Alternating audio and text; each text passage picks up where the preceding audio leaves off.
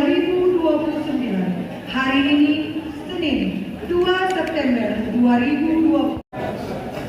Dengan telah dibukanya rapat paripurna.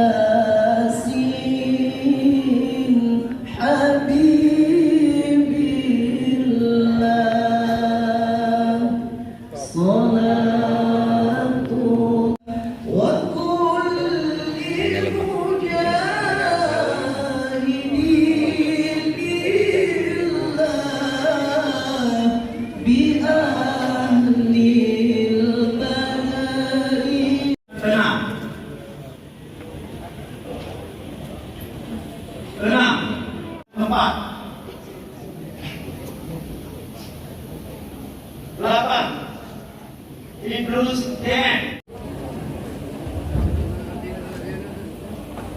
Aceh Selatan masa jabatan 2024-2029. Oleh karenanya, saudara anggota Dewan Perwakilan Rakyat Kabupaten Aceh Selatan bersedia untuk diambil sumpah. Baru tak tunggu.